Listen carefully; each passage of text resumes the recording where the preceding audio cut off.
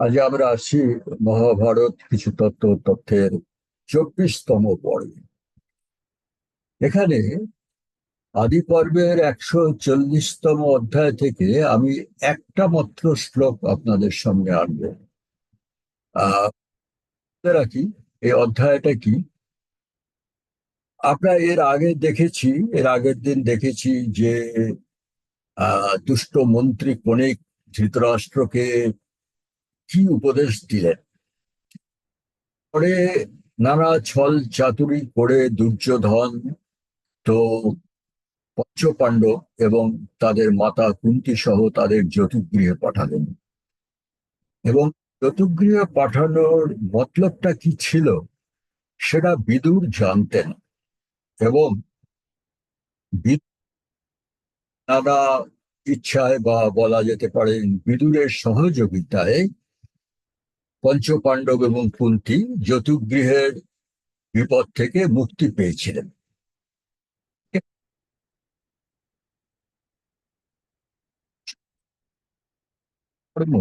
কিন্তু রাজা ধৃতরাষ্ট্রকে জানিয়েই করেছিলেন। রাজা ধৃতরাষ্ট্র জানতেন এবং আহ শেষমেশ অনুমতিটা কিন্তু রাজা ধৃতরাষ্ট্রই দিতেন। আর দুর্যোধন তো রাজা ছিলেন না, রাজা ছিলেন ধৃতরাষ্ট্র। কিন্তু আমরা দেখেছি দুর্যোধন হয়তো ইনিয়ে বিনিয়ে ঘুরিয়ে ফিরিয়ে নানা ফন্দি পরিকল্পনা করেছিল, কিন্তু অনুমতিগুলো কিন্তু ধৃতরাষ্ট্রই দিতেন। এবং সেখানেই প্রশ্ন জাগে ধৃতরাষ্ট্রের চরিত্র নিয়ে বা ধৃতরাষ্ট্রকে দিয়ে। যাই হোক, এরা যখন জতুগৃহে পৌঁছলো এবং বিদুরও তাদের জতুগৃহ থেকে মুক্তি পাওয়ার পন্থা দেখিয়ে দিলেন। এবং জতুগৃহ থেকে রাতের অন্ধকারে পালিয়ে বেরিয়ে এই পঞ্চ পাণ্ডব এবং কুন্তী ঘোর অরণ্যের মধ্যে দিয়ে তারা একটা বিশাল নদীর পাড়ে এসে পৌঁছলেন। তাদের সেই নদী পার হওয়ার কথা, অথবা সেই নদী বেয়ে তাদের অন্যত্র যাওয়ার কথা। এই নদীতে পারাপার হওয়ার জন্য বিদুর একটি নৌকো পাঠিয়েছিলেন। সেই নৌকোর বর্ণনাটা খুব চোখে পড়ার মতো। সেখানে ব্যারিস্টার কি বলছেন: তত বাতু সহং নাবং যন্ত্রযুক্তং পতাকিনীম নিমিক্ষমাং দৃঢ়াং কৃত্তা কুন্তিমিদম উবাচ। অর্থাৎ বিদুর একটি পতাকা শোভিত যন্ত্রযুক্ত সূর্য নৌকা করালেন, যা প্রবল ঝড় ও বিশাল ঢেউ সহ্য করতে পারে। এই শ্লোকটা আপনাদের সামনে আমি আনছি কেন, এই যন্ত্রযুক্ত শব্দটা আপনাদের চোখের সামনে আনার জন্য। অর্থাৎ সেই প্রাচীন ভারতবর্ষে কিন্তু যন্ত্রচালিত নৌকার ব্যবহার ছিল। সেটাকে স্টিমার বলবো না জাহাজ বলবো, যন্ত্রচালিত। শুধু কি ধরনের যন্ত্র সে বর্ণনা এখানে নেই। তখনকার আদিম ভারতবর্ষে মহাভারতের যুগে কি কি যন্ত্র ব্যবহার ছিল সেগুলো আপনারা পাবেন। কিছু প্রাচীন গ্রন্থ আছে, তার একটা হচ্ছে যন্ত্রসূত্র। সেই যন্ত্রসূত্র গ্রন্থে নানা রকম যন্ত্রের কলা কৌশল বর্ণনা করা আছে, যেটাকে বলা যায় ইঞ্জিনিয়ারিং বা টেকনোলজি। তার মধ্যে কিন্তু যন্ত্রচালিত স্টিমার বা জাহাজ এবং বিশেষ করে বারুদের ব্যবহার, এবং সেই বারুদ দিয়ে কি করে কামান বা বন্দুক তৈরি করা যায় সেটা কিন্তু ওই যন্ত্রসূত্রে ছিল। অর্থাৎ আপনাদের নজরে আমি আনতে চাইছি যে প্রাচীন ভারতবর্ষ কতটা উন্নত ছিল। যাই হোক, এই শ্লোকটার পরে আমি আসছি সম্পূর্ণ অন্য জায়গায়। এবার আসছি চৈত্র রথ পর্বে, আদি পর্বের 166তম অধ্যায়। এখানে আমরা দেখব দ্রৌপদী ও ধৃষ্টদ্যুম্নের জন্ম বৃত্তান্ত, রাজা ধ্রুপদের মেয়ে এবং ছেলে। এখানে কথা হচ্ছে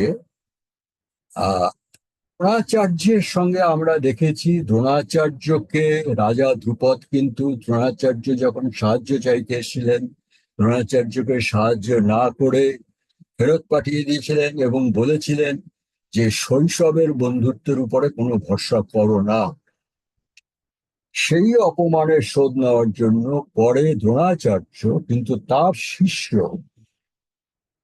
এই কৌরব পাণ্ডবদের, তারা যখন সদ্য যৌবনে পা দিয়েছে, তাদের সাহায্যে দ্রোণাচার্যের রাজত্ব দখল করে নিয়েছিলেন এবং দ্রোণাচার্য ধ্রুপদের রাজত্ব দখল করে নিয়েছিলেন এবং পরে বন্ধুত্বের সন্ধি হিসেবে ধ্রুপদকে নদীর ওপারে অর্ধেক রাজত্ব ফিরিয়ে দিয়েছিলেন এবং নদীর এপারে অর্ধেক দ্রোণাচার্য নিজে রেখে দিয়েছিলেন। ধ্রুপদ আবার সেই অপমানের শোধ নেওয়ার জন্য ধ্রুপদ চাইলেন তার একজন সুযোগ্য পুত্র দরকার, কারণ ততদিনেও ধ্রুপদ রাজার কোনো পুত্র ছিল না। সেই পুত্র হচ্ছে ধৃষ্টদ্যুম্ন এবং দৈবের নির্দেশ অনুসারে ধৃষ্টদ্যুম্নের জন্মই হয়েছিল দ্রোণাচার্যকে হত্যা করার জন্য। মহাভারতের যুদ্ধ পর্বে আমরা দেখব ধৃষ্টদ্যুম্নই দ্রোণাচার্যকে হত্যা করেছিল। যাই হোক, এখানে বৃত্তান্ত হচ্ছে দ্রৌপদী আর ধৃষ্টদ্যুম্নের জন্ম কি করে হল। এখানে বলছে যাজস্তু হবনশ্যান্তে দেবীম অজ্ঞাপয়ত তদা প্রেহি মং রাজ্ঞি পৃষতি মিথুনং তামুপস্থিতম। যজ্ঞের হবন প্রস্তুত হলে, আচ্ছা এর আগে আমি আপনাদের এই যজ্ঞের ব্যাপারটা বলি।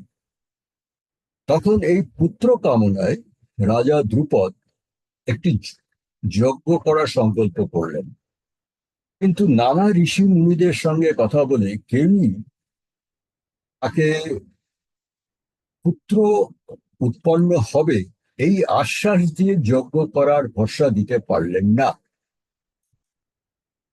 দেশে বিদেশে ঘুরতে ঘুরতে উনি একটা জায়গায় গিয়ে জাজ এবং উপজাজ এই দুই ভাই, দুই ঋষির সঙ্গে তাদের দেখা হলো এবং তাদের মধ্যে জাজ এবং উপজাজ পরে এই যজ্ঞ করতে রাজি হয়। জাজ ছিলেন বড় ভাই, উপজাজ ছিলেন ছোট ভাই। জাজ কিন্তু বলেছিলেন, এই উপজাজ কিন্তু বলেছিলেন যে আমি মন্ত্র পাঠ করব, কিন্তু যজ্ঞের ভবিষ্য বা হবন আমি করব না, সেটা বড় ভাই জাজ করব। যাই হোক, দুই ভাই এসে সেই যজ্ঞ করলেন। সেই যজ্ঞের বর্ণনা এখানে দেওয়া হচ্ছে। যাজস্তু হবন শান্তে দেবী মপাজ্ঞামোপয়ত তদা প্রেহি মাং রাজ্ঞি পৃষতি মিথুনং তামুপস্থিতম। যজ্ঞের হবন প্রস্তুত হলে পরে ঋষি জাজ ধ্রুপদের রানীকে আজ্ঞা করলেন এ রাজা পৃষতের পুত্রবধূ, মানে ধ্রুপদের যে রানী, ধ্রুপদের বাবা ছিলেন পৃষত, সুতরাং ধ্রুপদের রানী হলেন পৃষতের পুত্রবধূ। তখন সেই ধ্রুপদের রানীকে উদ্দেশ্য করে জাজ বললেন, হে রাজা পৃষতের পুত্রবধূ, সমাগমের জন্য শীঘ্র এখানে উপস্থিত হও। এইখানে আমি আপনাদের দৃষ্টি আকর্ষণ করি এই সমাগম শব্দটার উপরে।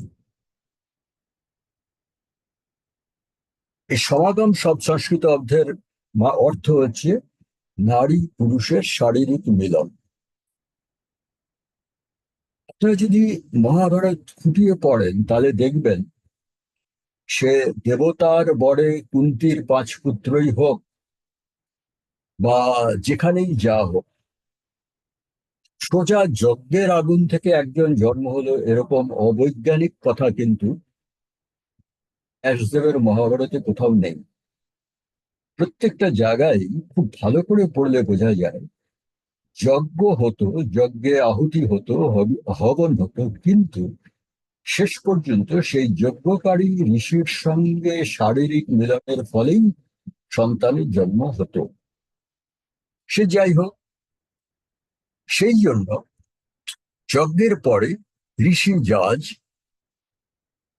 পদের রানীকে বললেন যে সমাগমের জন্য শীঘ্র এখানে উপস্থিত হও, কারণ যজ্ঞের হবন প্রস্তুত। পরস্য কুমারী চ পিতৃবংশ বিবৃদ্ধয়ে, এই সমাগমের ফলে তোমার এক পুত্র এক কন্যা জন্মাবে, যারা পিতৃবংশের বিস্তার করবে। এবারে মাঝখানে একটা শ্লোক বেশি প্রয়োজনীয় নয় বলে আমি বাদ দিয়ে গেছি। সেই শ্লোকে আছে, কিন্তু রাজা ধ্রুপদের রানী একটু ইতস্তত করছিলেন যে ঋষি জাজের সঙ্গে দৈহিক মিলনের। তার সেই ইতস্তততা দেখে ঋষি জাজ বললেন, জাজেন স্ত্রপিতং হব্বম উপজাজাভিমন্ত্রিতম। ঋষি জাজ এই হবন প্রস্তুত করেছেন এবং ঋষি উপজাজও এই হবন মন্ত্রে অভিষিক্ত করেছেন। তং কামং ন সংদধাৎ স তং বিপ্রহী তিষ্ঠবা। ঋষি জাজ যে হবন তৈরি করেছেন এবং ঋষি উপজাজ যে হবন মন্ত্রপুত করেছেন, এর পরে তুমি এখানে আমাদের কাছে আসো বা না আসো, এই হবনের ফল ফলবেই। এই হবন যার জন্য করা হচ্ছে সেই ফল হবেই। এরপরে কি হলো, যেন হুতে হবিষী সংস্কৃত, এই কথা বলে ঋষি জাজ ওই হবন অগ্নিতে আহুতি দিলেন। যেই আহুতি দিলেন, উত্তস্থ পাবক তস্মাৎ কুমারো দেব সংনিভ। আহুতি দেওয়ার সঙ্গে সঙ্গে যজ্ঞের অগ্নি থেকে দেবতুল্য তেজস্বী এক পুত্রের উৎপন্ন হবে। এই পুত্র হচ্ছে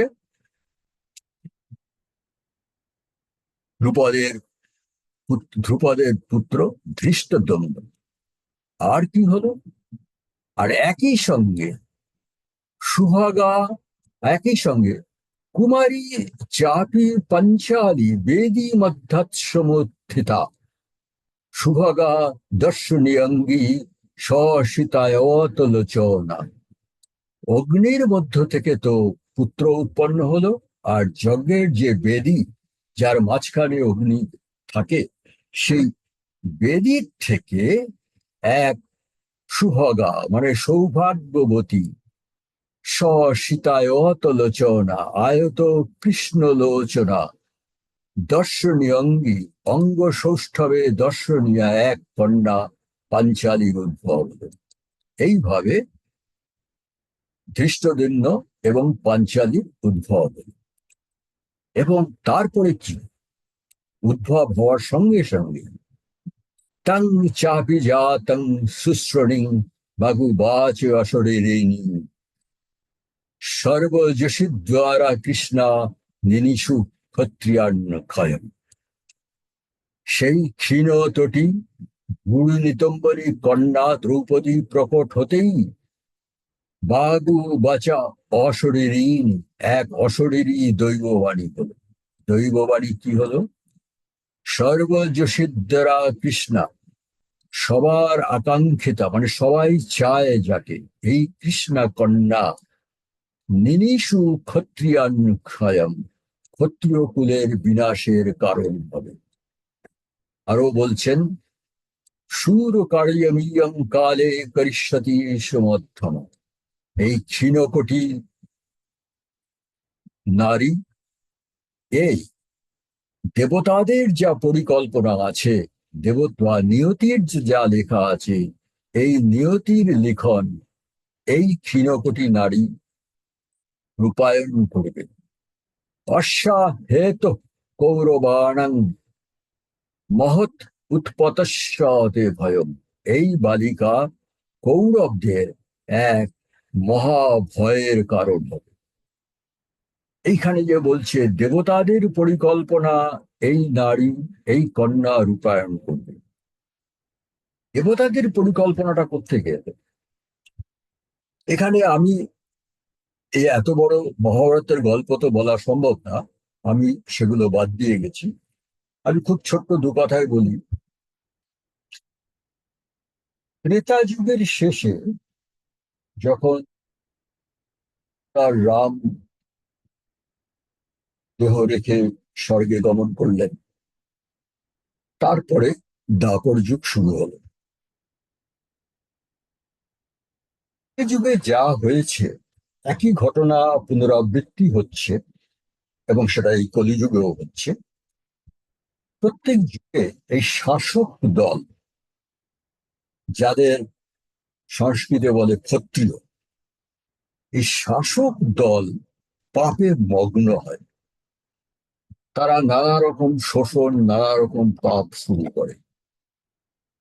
দ্বাপর যুগের মাঝামাঝি এসেও সেই একই ঘটনা ঘটেছিল। তখন ধরিত্রীর মাতা, যাকে আমরা বলি ধরতী মা, ধরিত্রীর মাতা স্বয়ং ব্রহ্মার কাছে গিয়ে নিবেদন করেছিলেন যে এই পাপের বোঝা আমি আর সইতে পারছি না।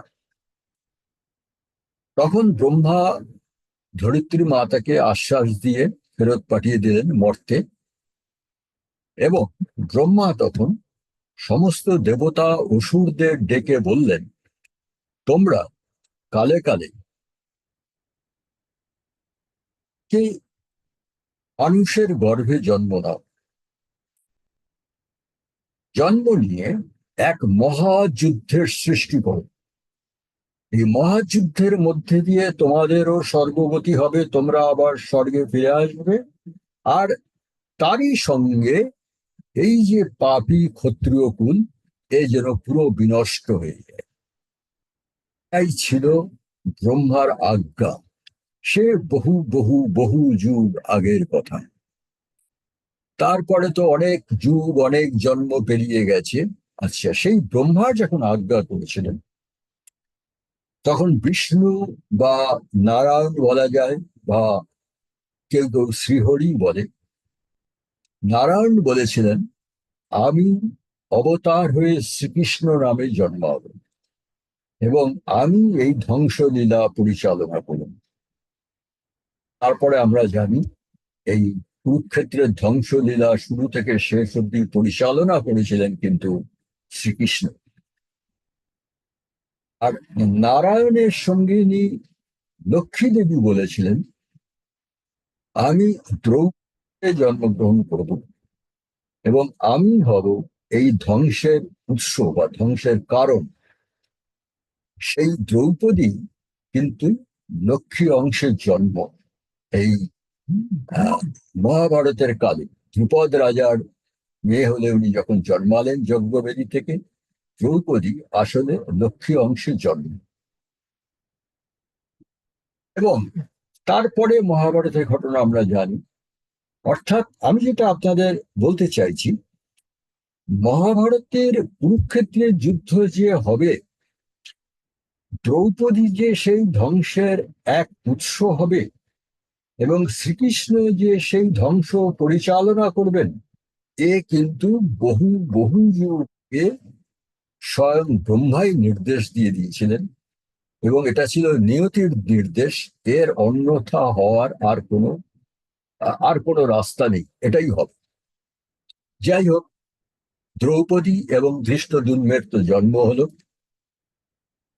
পরে আমি সোজা চলে আসছি চৈত্র রথ পর্বে 168তম অধ্যায়। যখন এই আপনারা জানেন যে জতুগৃহ থেকে পালিয়ে কিছুদিন নানা অরণ্যে এদিকে ঘোরাঘুরি করার পরে ব্যাসদেব এসে একবার এই পঞ্চপাণ্ডবকে উপদেশ দিয়েছিলেন যে তোমরা একচক্রা নগরীতে গিয়ে বাস করো। একচক্রা নগরীতে পঞ্চপাণ্ডব এবং কুন্তী, তারা ব্রাহ্মণ বেশে বাস করতেন। তাদের অস্ত্র শস্ত্র কোথাও লুকিয়ে রেখেছিলেন, এবং তারা ব্রাহ্মণ বেশে বাস করতেন। এবং সেইখানে সে ব্রাহ্মণ ছিল, খুব দরিদ্র ব্রাহ্মণ, তার ঘরে এই পাঁচজন বাস করতেন। অবশ্য এই পাঁচজন এবং তাদের পাঁচ পাঁচ ভাই, তারা সকাল থেকে ভিক্ষে করতে বেরোতেন, ভিক্ষে করে যা পেত তাই কুন্তি তাদের রান্না করে দিত এবং পাঁচ ভাই এবং মাতা কুন্তি ভাগ করে খেতেন। যাই হোক, এই একচক্রা নগরীতে বাস করতে করতে একদিন তারা জানতে পারলেন যে পাঞ্চাল নগরীতে দ্রৌপদী বলে এক রাজকন্যা, ধ্রুপদ রাজার কন্যা, তার স্বয়ংবর সভা হবে। এখানে সবাই নিমন্ত্রিত এবং সে এই সুন্দর সভা হবে, সেখানে অনেক আয়োজন, এবং যারাই যাবে বিশেষ করে ব্রাহ্মণরা কিছু না কিছু দান ধ্যান তো তারা পাবেই, উপহার পাবেই। কথা চিন্তা করতে করতে ওই পাঁচ ভাই এবং মাতা কুন্তি ঠিক করলেন তারাও পাঞ্চাল নগরীতে যাবে। কি দ্রৌপদী স্বয়ংবর সভা কি হচ্ছে, সেটা কি রকম, সে অত বড় সভা সেটা দেখতে। এবং পাঁচ ভাই ছিলেন কিন্তু ব্রাহ্মণ বেশে, তারা কিন্তু ক্ষত্রিয় যোদ্ধা বেশে ওখানে ছিলেন না দ্রৌপদীর স্বয়ংবর সভায়। যাই হোক,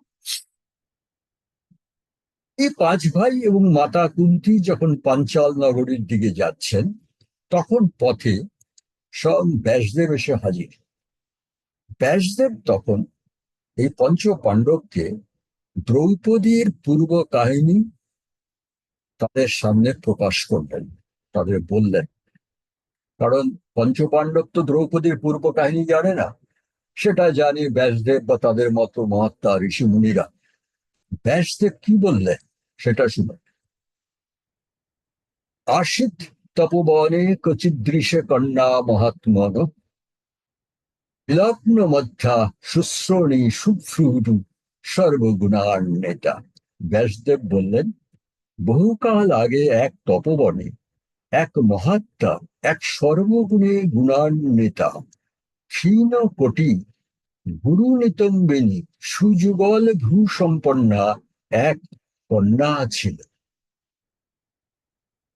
তার মানে এই যে দ্রৌপদী ধ্রুপদ রাজার যজ্ঞ থেকে জন্মালেন, তার আরো কয়েক জন্ম, কয়েক যুগ আগের ঘটনা। দ্রৌপদী তখন তার দ্রৌপদী নাম ছিল না, তিনি ছিলেন এক মহর্ষি মহাত্মার সর্বগুণে গুণান্বিতা, কিন্তু অতি ক্ষীণকোটি গুরু নিতম্বনী এক সুন্দরী কন্যা। তারপরে কি বলছেন, কর্মভি সক্রিতই সা তু দুর্ভগা সমপদ্ধতে নাধ্য গচ্ছত প্রতিংসা তু কন্যা রূপবতী সতী। সেই অতি রূপবতী সতী কন্যা হওয়ার সত্ত্বেও তার তারও পূর্বজন্মের কোনো দারুণ কর্মফলের জন্য তার ভাগ্য বিপরীত ছিল। তাই অত রূপবতী সদাচারী কন্যা হওয়ার সত্ত্বেও তার কোনো পতি বা স্বামী জুটছিল না। তখন সেই কন্যা কি করল, ততস্তুপ্তম অথারেভে পর্বতম সখা তত তোষয়ামাস তপসাসা কিলগ্রেণ শঙ্করম। তখন সেই দুঃখে ভারাক্রান্ত কন্যা এক পতি পাওয়ার জন্য পর্বতম সুখ মানে পর্বতে গিয়ে মহাদেবের উপাসনা শুরু করলেন, শঙ্কর মহাদেবের উপাসনা শুরু করলেন। এটা মহাভারতে এবং অন্যান্য শাস্ত্রে অনেক জায়গায় দেখা গেছে যে কন্যারা সুযোগ্য পতি পাওয়ার জন্য শঙ্কর মহাদেবেরই তপস্যা করছে। এটা কেন করছে শঙ্কর মহাদেবই কেন, এ কারণটা আমি এখনো খুঁজে পাইনি। হয়তো যারা পণ্ডিত এবং বিদ্বান বিজ্ঞলোক তারা হয়তো বলতে পারে, কারণটা জানি না কেন শঙ্কর মহাদেব। যাই হোক, শঙ্কর মহাদেবকে তারা উপাসনা শুরু করলেন সেই কন্যা। তাতে কি হলো, তস্যা স ভগবান স্তুষ্টম তসা ততুমাচ্যুৎসজস্বিনী বরং বরয় ভদ্রং তে বরদস্মিতি শঙ্কর। তার বহুদিনের তপস্যায় স্বয়ং মহাদেব বা শঙ্কর ভগবান তুষ্ট হয়ে তার সামনে এসে উপস্থিত হলেন এবং বললেন, যশস্বী কন্যা, তুমি যা বর চাও আমি সেই বরই তোমাকে দেব, তুমি কি চাও বলো। দ্রৌপদী কি হলো, উনি তো স্বয়ং মহাদেবকে সামনে রেখে খুব ঘাবড়ে গেলেন। সেই কন্যা তখন বললেন, অথ ঈশ্বর উপাচম এদমাত্মন সাবচোহিতম। স্বয়ং শঙ্কর মহাদেব ঈশ্বরকে সামনে রেখে একদম আত্মহারা হয়ে গিয়ে সেই কন্যা বলে বলল, পতিং সর্বগুণ পেতমিচ্ছামিতি পুনঃ পুনঃ পুনঃ পুনঃ, মানে বারবার ঘাবড়ে গিয়ে বারবার বলছে একই কথা, আমাকে এক সর্বগুণে গুণান্বিত এক পতি বা স্বামী জোগাড় করে দিন। সেই কন্যা বারবার এই কথা বলার পরে তখন শঙ্কর মহাদেব বললেন, তামথ প্রত্যুবাচেদ মিশানো মদেতাং বরু। তুমি যা যেরকম চেয়েছ সেই রকমই তুমি বর পাবে। পঞ্চতে পতয় ভদ্রে ভবিষ্যন্তি বরতা। তুমি পরজন্মে, এ জন্মে হলো না, পরজন্মে তুমি ভরত বংশীয় পঞ্চপতি পাবে। অর্থাৎ এ নিয়তি বহুদিন আগেই লিখিত যে দ্রৌপদীর পঞ্চপতি হবে। কিন্তু পঞ্চপতি হবে শুনে দ্রৌপদী আরো ভাবলে গেলেন। এব মুক্তা তত কন্যা দেবম বরদবম ব্রবীত, একমিচ্ছাম্যহং দেব তৎপ্রসাদাৎ পতিং প্রভু। তখন সেই কন্যা শুনে ঘাবড়ে গিয়ে বললেন, হে দেব শঙ্কর, আমি তো আপনার কাছে একজন পতি বর চেয়েছি।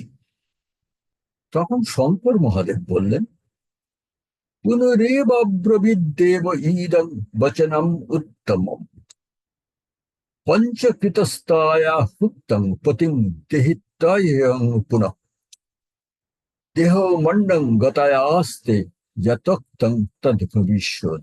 তখন শঙ্কর মহাদেব বললেন যে, কন্যা তুমি তো পাঁচবার আমাকে বলেছ আমাকে একজন গুণান্বিত পতি দিন। কারণ দ্রৌপদী এত ঘাবড়ে গেছেন, দ্রৌপদী তো তখন ছিলেন না, তখন তার অন্য নাম ছিল, স্বয়ং শঙ্কর মহাদেব গেছেন, উনি বারবার আমাকে ভালো প্রতিদিন, আমাকে ভালো প্রতিদিন পাঁচবার বলে ফেলেছে।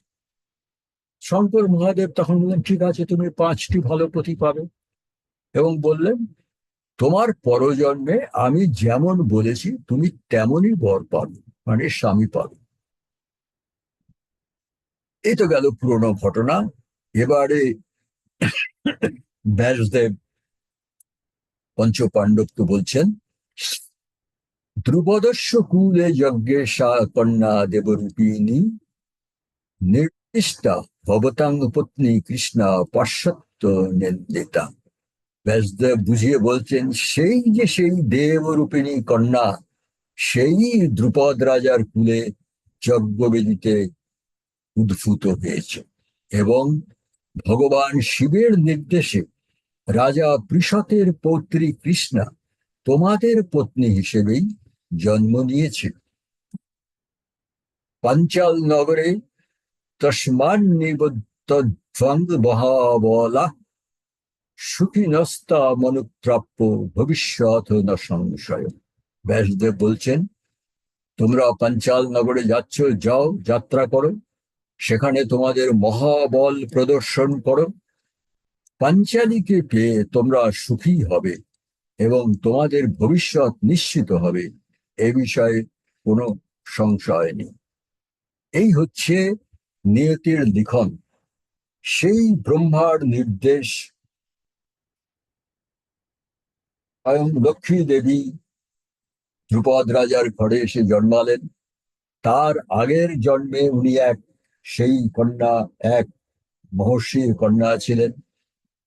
তিনি ভালো বর পাওয়ার জন্য শঙ্কর মহাদেবের তপস্যা করলেন, কিন্তু শঙ্কর মহাদেবকে গিয়ে ঘাবড়ে গিয়ে বারবার পাঁচবার বলে ফেললেন যে আমাকে একজন ভালো বর দিন, একজন ভালো বর দিন। পাঁচবার বলাতে শঙ্কর মহাদেব বললেন, ঠিক আছে, তুমি পাঁচটি বর পাবে, পাঁচটি ভালো স্বামী পাবে। সুতরাং সবই নিয়তির লিখন, সবই নিয়তির লিখন। যেভাবে যা বলা আছে, যা ব্রহ্মা বা ঈশ্বর যা ভেবে রেখেছেন, সব সেইভাবেই হবে এবং সেভাবেই হচ্ছে। এর পরের দিন আমরা এরপরে সেই পাঞ্চাল নগরীতে যখন এরা পাণ্ডবেরা পৌঁছলেন এবং সেখানে স্বয়ংবর সভায় তারা দ্রৌপদীদের জয় করলেন, তারপরে কি হলো এটা আমরা এর পরের দিন দেখব।